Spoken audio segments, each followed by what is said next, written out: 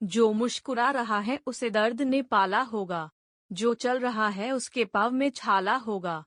बिना संघर्ष के इंसान चमक नहीं सकता, जो जलेगा उसी दिए में उजाला होगा।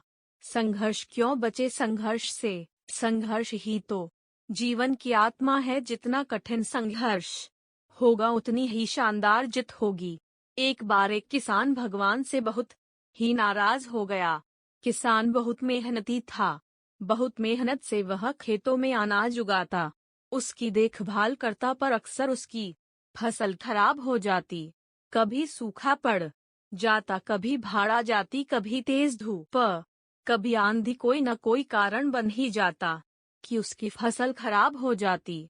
एक दिन वह किसान गुस्से में आसमान की ओर देखकर भगवान से कहा, है ईश्वर, आपको लोग सर्वज्ञता मानते हैं कि आप सब जानते हैं, कहते हैं कि आपके इच्छा के बिना एक भी पत्ता नहीं हिलता, पर मुझे तो लगता है कि आप छोटी सी छोटी बात भी नहीं जानते।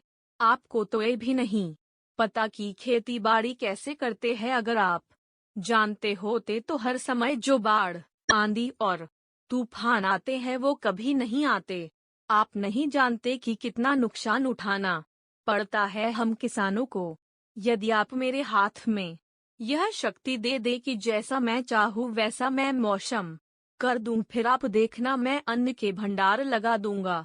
भगवान इस किसान के तीखे वाक्य सुनकर मुस्कुरा रहे थे और वह किसान के सामने प्रकट होकर बोले, मैं आज से तुझे यह शक्ति देता हूँ कि तुम अपनी खेतों पर तुम्हारी जैसी इच्छा ही तुम वैसा मौसम कर दोगे। मैं बिल्कुल भी दखल नहीं दूंगा, तुम्हारी इच्छा से सब कुछ होगा। किसान बहुत खुश हो गया। किसान ने गेहूं की फसल अपनी खेतों में बोई।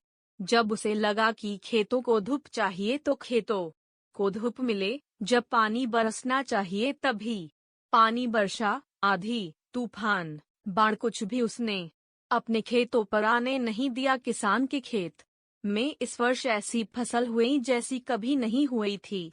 हरी भरी लहलहाती फसल। मन ही मन वह बहुत खुश हो गया और सोचने लगा, अब सबूत के साथ दिखाऊंगा भगवान को कि इसे कहते हैं शक्ति का सही उपयोग। मेरी सफलता देखकर उन्हें अपनी नियम जरूर बदलने पड़ेंगे।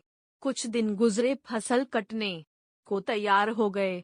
किसान बहुत उत्सुकता के साथ फसल को काटने लगा, पर जैसे ही उसकी नजर गेहूं की बालियों पर गया तो उसने अपना सिर पीट लिया और वह रोने चिल्लाने लगा।